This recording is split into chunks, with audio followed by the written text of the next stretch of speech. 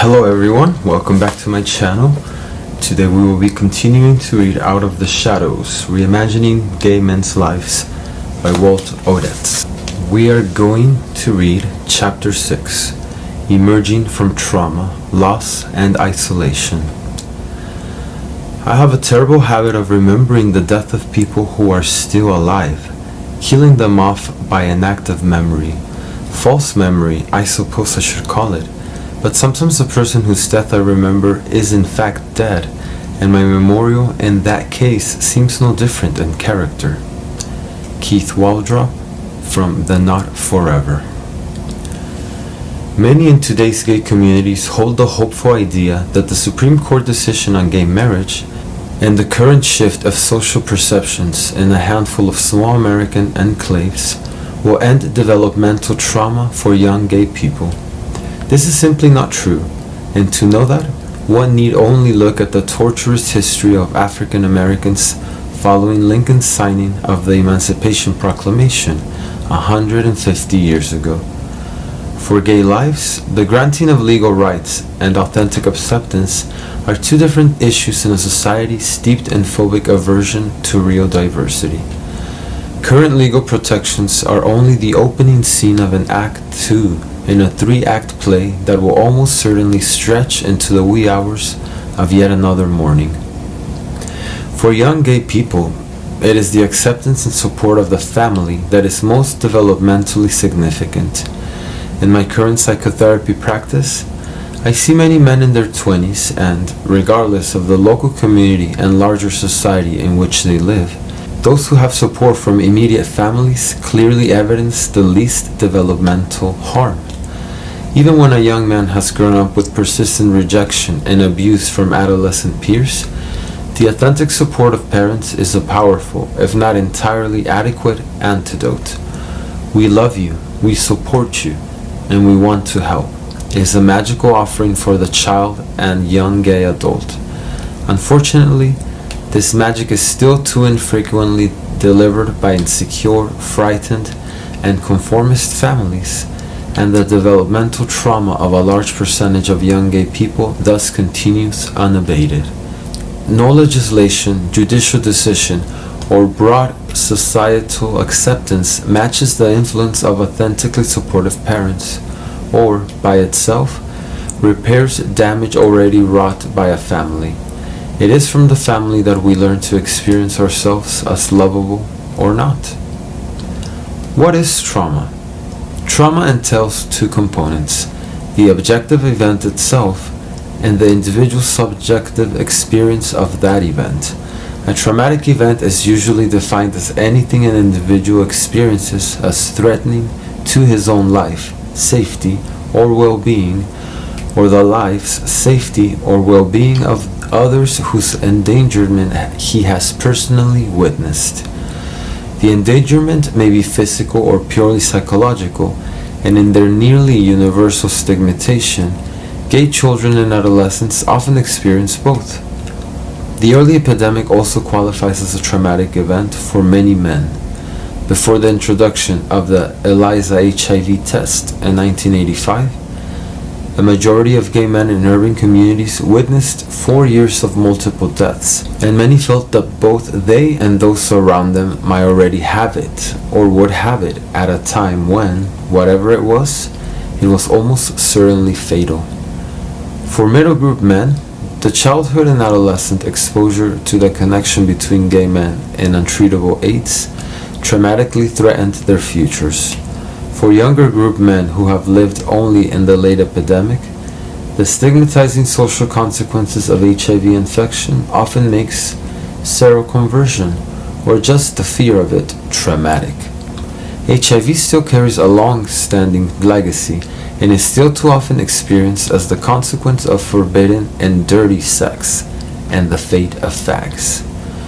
The subjective response to any traumatic event is highly variable, and those left with vulnerabilities from difficult earlier developmental experience are often more deeply affected than those with more benign or supportive histories. Stigmatized minorities, whose sense of well-being is already threatened by prejudicial treatment and marginalization, may be more badly affected by trauma than socially empowered groups. Because of their commonly stigmatized histories, gay men may, as a group, be more vulnerable than some others. A history of marginalization is important because the quality of social support before, during, and after the trauma is critical to the psychological outcome. A supportive response from other people, Judith Herman tells us, may mitigate the impact of the event, while a hostile or negative response may compound the damage and aggravate the traumatic syndrome. While within their own communities, gay men were often highly supportive of one another during the early, if not the later, epidemic, astonishingly little support came from outside. The larger society, presidential administrations, and many families of origin seemed set on letting gay men die, which they did, in the hundreds of thousands. The characteristic resilience of any individual, the capacity to adapt and cope, which is probably partly inborn and partly developed, significantly affects the subjective experience of trauma.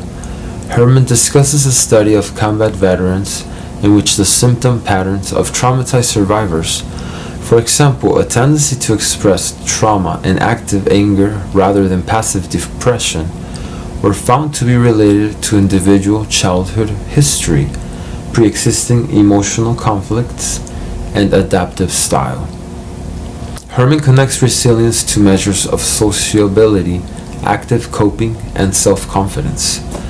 Resilience assists survival, and as a group, gay men have shown extraordinary resilience in the face of the two epidemics. Out in the world, without an epidemic, just being gay has forever demanded resilience. From an early age, gay people must learn to think introspectively about their own and others' feelings, and to circumvent or adapt to adversity. Compared to heterosexual men, group for group, I am sure that gay men are less rigid and more authentically resilient. White heterosexual men often unconsciously coast on assumed social privilege that is sustained with rigid, conventionally male posturing. Rigidity is not resilience, it is brittle, and it belies the vulnerability it attempts it to conceal. It is difficult to imagine a group of rigid and brittle males successfully mustering the competence and tenacity that gay men have brought to the two epidemics for more than a third of a century. In this sense, gay men had a developmental advantage. For many, adversity bred authentic strength. How trauma and loss interact. The story of Aaron. Authentic strength is rooted in the capacity to acknowledge feelings that those with less strength would repress or deny. Gay men have a lot of feeling to acknowledge and consider, and the two epidemics have upped the ante. Aaron, who agreed to talk with me for this book, had lost himself during the early epidemic. When we met for 3 hours in January of 2015, he was living by himself in Oakland, California, in San Francisco's East Bay, and had been on a psychiatric disability for 11 years. He told me that he had been diagnosed with depression, although his current therapist often suggested that this was not the whole story. In my first impression of him at the door, Aaron was tall and attractive, although thin and with a slightly constricted manner. As we started talking, he seemed emotionally flat, subdued, and with a limited range of affect. His language itself was expressive, but strikingly in contrast to his consistently flat delivery. The discrepancy suggested several non-exclusive possibilities. The first, that a significant emotional shift had occurred later in life, after his language was well developed. The second, that Aaron had been a precocious child with formidable language skills, but a nearly lifelong flatness of affect. The third, that any antidepressant medications he might be using were flattening his affect and delivery. And finally, I had a feeling that Aaron very much wanted to connect with me, and being interesting, which he was a part of that effort. I began the conversation by asking Aaron about his history. Therapists always start there, don't they? Where would you like to start instead? We could start there. No, that's fine. I was simply commenting. I grew up in San Diego with my parents, and my older brother, David, who was my best friend, and my younger sister, Sarah. I came out to all of them when I was 12. David first, and that went well. David was very supportive. I know it's a cliche, but it was a loving family, and I'm still very close to my father. We talk on the phone a few times a week or so.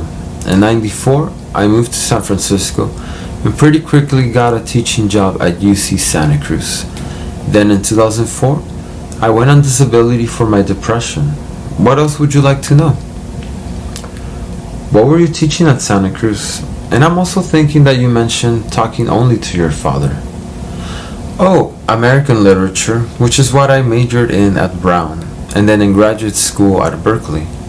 I'd intended to go on teaching, and I wanted to write, a half a dozen great American novels.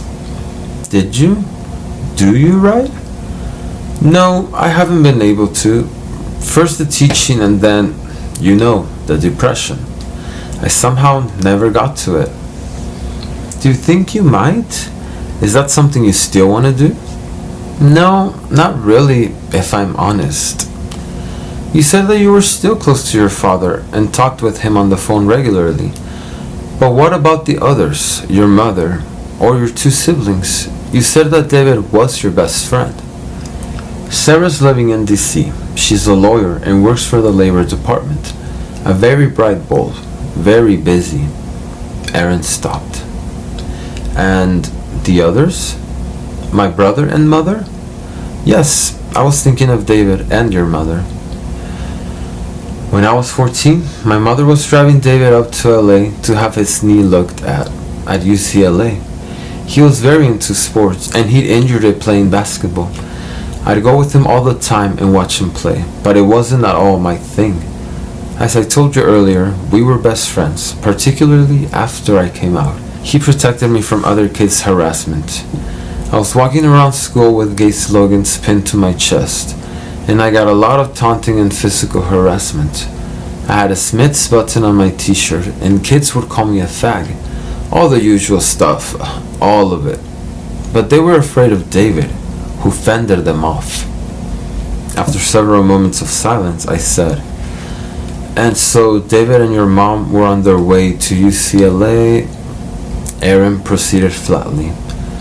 My mom was driving, and they were killed on the 405 freeway when a pickup truck jumped the center rail.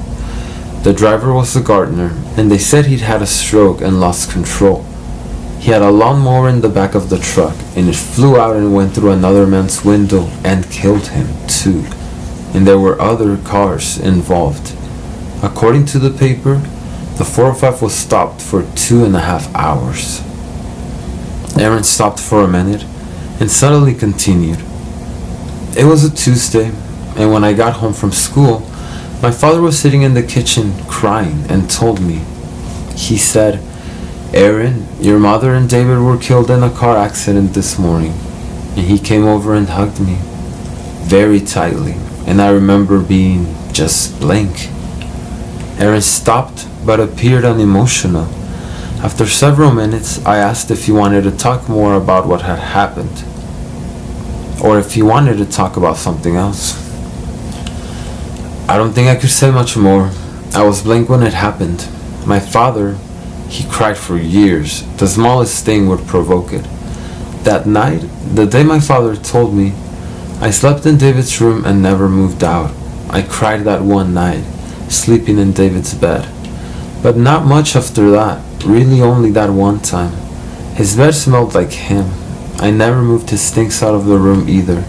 Even the sports paraphernalia and the sailboat art that was all over the walls. My room was still intact next door, but I hardly used it. I moved my clothes into his room and added them to his clothes. And as I got taller, I started wearing his clothes, too. I still do, like this shirt. When I go home now to visit my father, I still sleep in David's room.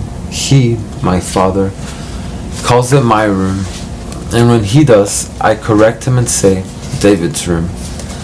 My therapists say I'm trying to be David for my dad, and that my dad is trying to reassure me that he wants me to be me. I don't know, but it sounds like there's something to it. It's just not all of it. Whatever. What to call the room is about the only thing we disagree about. I imagine this is all very painful, and I'm sorry for opening it up. Do you feel like continuing? No, it's fine. We can go on. At this point, I'm curious about where you're going. Well, I don't really have an agenda, and I'm concerned about this being painful for you. But I wanted to know about your experience in San Francisco, and now I'm thinking that, emotionally, it had to have connected to your mother's and David's deaths. Oh, I spent the last 14 years in therapy talking about it. It's all mixed up together. I wasn't a particularly social kid, and I wasn't when I lived in San Francisco, and I'm still not.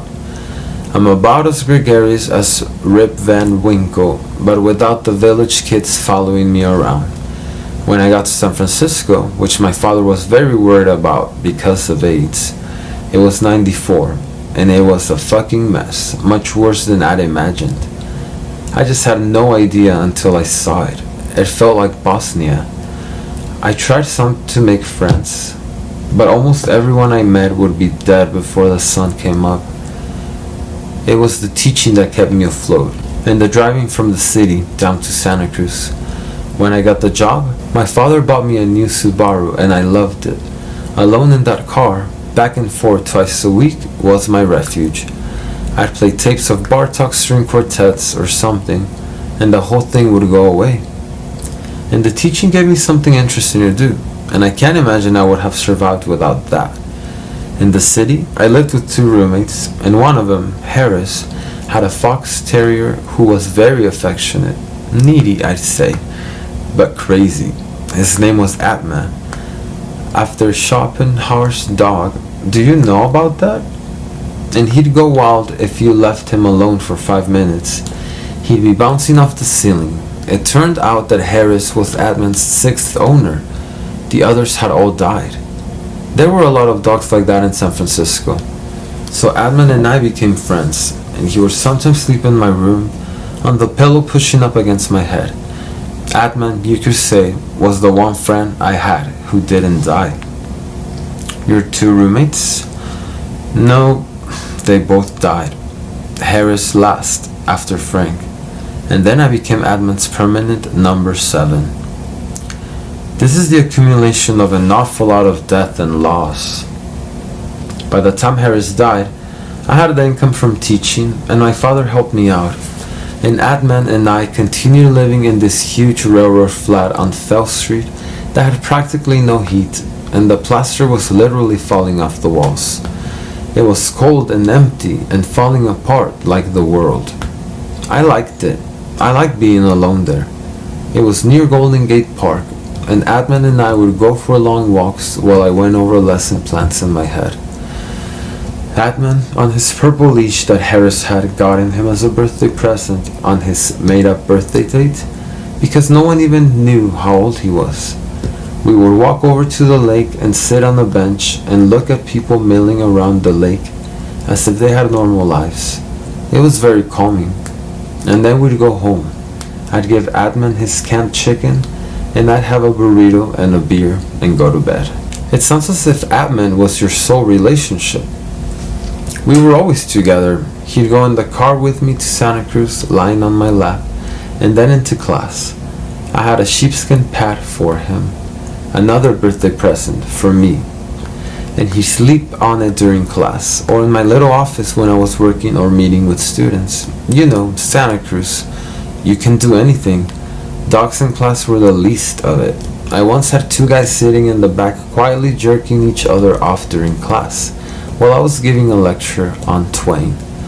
The other students who noticed just looked amused. I liked the spirit of that place. Atman was small for a fox terrier, weighed 12 pounds, and you could carry him around under one arm and he loved it, as if he'd been born to be carried around and sleep on your head. The only thing you couldn't do was leave him alone. And other friends? Did you have any, or were you trying to make new friends? No, you know, at a certain point you give up. While I was living in the city, I had acquaintances at school and a few in the city, but no real friends. I'd given up on that. Aaron paused. After Harris died, well, I liked him. We sometimes slept together, mostly no sex, just sleeping together for the companionship. He was very sweet. He was kind. I liked him a lot. You know, sometimes we hardly slept because we'd talk all night in the dark.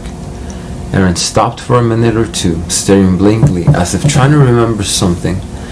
Then, apparently giving up on the recollection, he continued. After Harris died, I decided enough is enough. I made a conscious decision not to do it, that there was no point. People seem to have forgotten, but even after the new drugs, a lot of people died. So at a certain point you say to yourself, I'm not going to do this anymore. It's hopeless.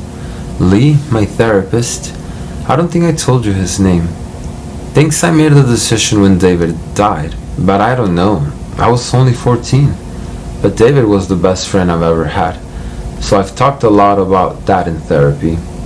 Lee once said, you give me the feeling that you were in love with David, and I told him I probably was. No sex though, but I thought of it. And do you think you were also avoiding HIV and avoiding people during the years in San Francisco? It was certainly something that a lot of people felt endangered by. I knew a lot of people who were in more or less a panic about it, but no, I never worried about HIV for myself. It wasn't in the cards. But I wouldn't let it be. I never got fucked, and regardless of what some people said, it was obvious that's how you got it. When I was a teenager, yes, but later on I stopped. I realized it was too dangerous. I've never explained this to my father, who's still worried I'm going to get AIDS, and I probably should tell him so he can stop worrying. But it's hard to talk with your father about getting fucked, though I know he knows about those things. So I think abstinence has been a loss in my life, but I've lived with it well enough, I guess. And do you have sex of some kind with others now?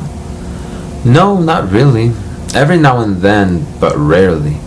And if I do, it's careful sex. Careful sex sounds like a bit of a contradiction, no? Lee has said that several times. And how did you respond when he said it? And how did you respond when he said that? I don't think I've ever responded to that observation. Aaron seemed resolute about honoring the tradition. Are you comfortable telling me about other parts of your current life? I'm wondering what you think about the disability. How do you understand it? I think I just sort of progressively sank. Starting around 2000, I had more and more difficulty motivating myself. I was tired of driving back and forth over the mountains to school and exhausted with the teaching. I couldn't write, and I think I just threw in the towel at a certain point. I started therapy with Lee, which was good support, but I couldn't turn it around. I don't know, but I think all the earlier stuff had just accumulated on me, and I'm not sure I know what else to say. A dog isn't enough, but Abman died around that time anyway. The vet thought he was about 15 or 16, and he had gotten pretty sick, and that obviously didn't help either. The best I can say is, I sank. It was like watching a barge on the Mississippi with a hole in it. It sinks. I was worn out. The earlier stuff? All of it. All those years. You said it, an awful lot of loss. And that loss stretches back to your childhood. Did you then, or do you, think of suicide? If that isn't too intrusive a question. It's occurred to me. I've talked about it with Lee. But no, I wouldn't do that to Sarah, and particularly my father. The way Mom and David died, I couldn't do that to him again. And for some reason, I don't really understand. I wouldn't do that to David. It's a feeling I don't really understand. Have you talked with Lee about that? No. It might be helpful. I should bring it up. Maybe I will. Maybe there's still time to understand something. Why do you wonder if there's still time? Time before what? I don't know why I said that. It feels like it's all happened already, that my life is pretty much over. I don't know what I could learn now that would make it different. I would probably be more optimistic about that, and I probably wouldn't. Aaron's concluding remark is an unhappy one for a man of 47 with a good possibility of another 3 or 4 decades of biological life. But his feelings are understandable. He had obviously had a serious developmental trauma in adolescence, and this history almost certainly left him more vulnerable to what he experienced during the early epidemic. Even as Aaron was trying to connect with me and willingly talked about himself and his history, he still felt largely inaccessible, sealed away and out of reach, as he had been during the depths of the epidemic in San Francisco. From the brief time we spent together, I sensed that Aaron's adolescent trauma had left him with a learned capacity of constructive defenses, a possibly once useful capacity that was now inhibiting any recovery from the later trauma. Constructive defenses, unconsciously invoked to defend against pain, usually include denial, repression, and sometimes psychic numbing. To paraphrase another dean of trauma recovery, the psychiatrist Robert J. Lifton, if repression is a kind of forgetting, psychic numbing is the loss of ability to experience the emotional power and meaning of things that are remembered. Aaron told me that he was blank after his father told him about the freeway accident, and in my brief contact with him, he still showed considerable numbing about the horrible event. He had told me the story of the accident on the 405, as if it were a collection of facts gleaned from a newspaper report. That night, he had moved into David's room, where he had been able to cry, but he never left the room to return to his own, and he never cried again. Psychic numbing is a common reaction to trauma, particularly to extended trauma such as the 2 epidemics. Numbing helps one endure the traumatic experience by allowing dissociation from frightening, painful feelings and thus from the significance of the enveloping event. During the event, numbing is thus often helpful, particularly if it is not so profound that it interferes with one's ability to pragmatically respond in useful ways. When sustained long after the event, numbing is problematic. Disconnection from feelings fragments one's internal life and obstructs interpersonal connections. Internally fragmented, we are left with no whole, authentic self to bring to others. Because psychotherapy is substantially about talking through feelings, with the purpose of reconstructing the internal fragments into a relative whole, someone exercising significant numbing can be difficult to work with productively. Numbing is more subtle and elusive than mere active symptoms such as manifest depression and overt anxiety, and psychotherapists often miss it.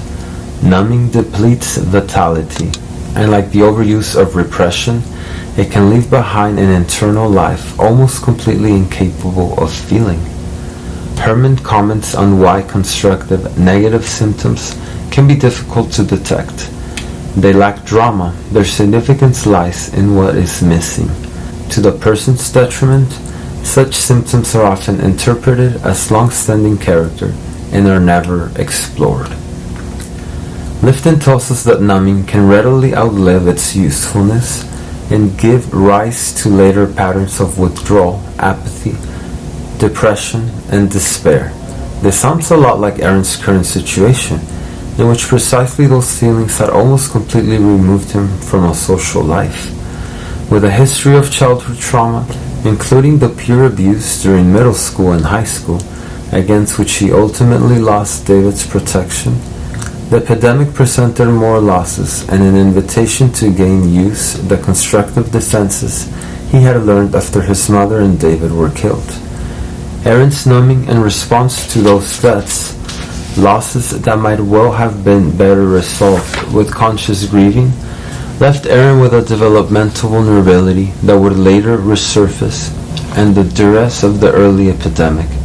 During our talk, Aaron said to me, "Admin and I were not unlike. We both had a lot of loss, and when things got bad, we both took a nap. Scary dreams aside, nothing else is as numbing as being asleep, which is one of the important reasons we value it. But full-time sleep is another matter." Pondering our talk further, I began to think about the balance of trauma and loss in Aaron's life.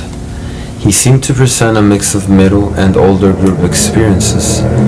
Beginning in his early 20s, he had exhibited the cautious constriction of life most commonly seen in middle group men. But he also now lived with the depression and isolation of older men who had been through the ringer. I only partly believed Aaron's feeling that he had experienced little primary trauma in the epidemic, while he insisted that he never felt personally endangered. He did witness the endangerment and deaths of many others. These included the friends he had made after first arriving in Bosnia and his two and only roommates, Frank and Harris.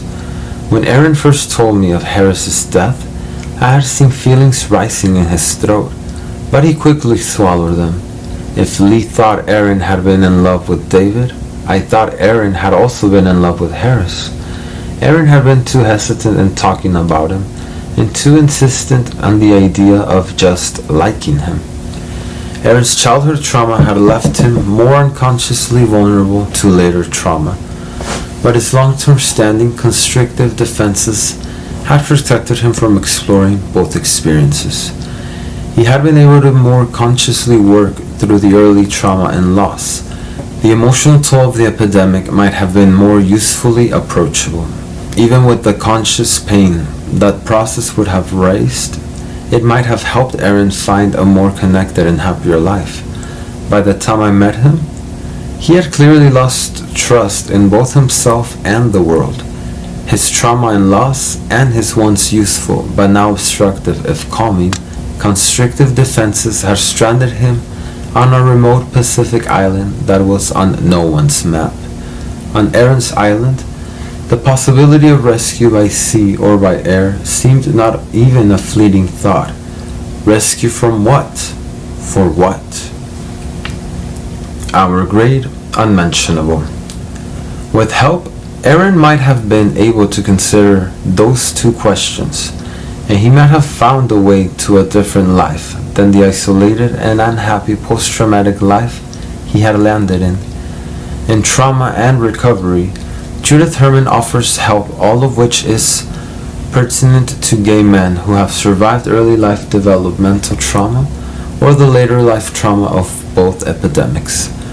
Herman suggests 4 stages of recovery for the survivor, only broadly rendered here: coming out of isolation by first connecting in formal or informal therapeutic and healing relationships, finding a position of safety from the threat, actively remembering and talking about the trauma and feelings connected to it, and grieving the losses, and rebuilding a life in the larger world. But lest we understand the recovery paradigm too concretely, Herman cautions us that her stages of recovery are not to be taken too literally, and that each stage does not conveniently resolve itself fully so that we may move on to the next.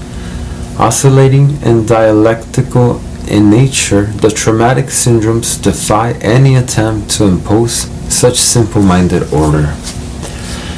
To even initiate navigation of this oscillating process, survivors must acknowledge that an affecting trauma has occurred, and that they live with the emotional aftermath. Early life stigmatization and abuse continue to be a very significant problem for gay people in America, and both the horrible realities of the early epidemic and the more subtle terrors of the late one speak for themselves.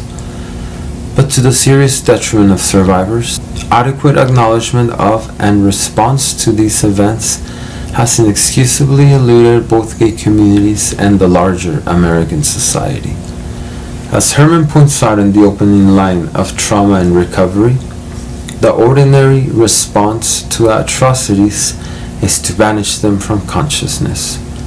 It is more often the society, rather than the individual, that banishes atrocities from consciousness. For gay men it has been both. For many, such as Aaron, the self-banishment reflects an understandable desire to avoid revisiting pain, and doubt about the ultimate utility of that effort.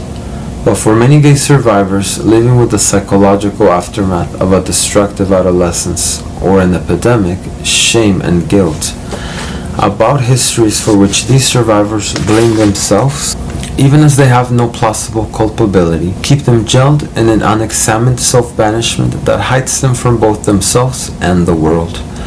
Shame and guilt shrink us internally and provide a sturdy foundation for the constructive defenses of repression and numbing.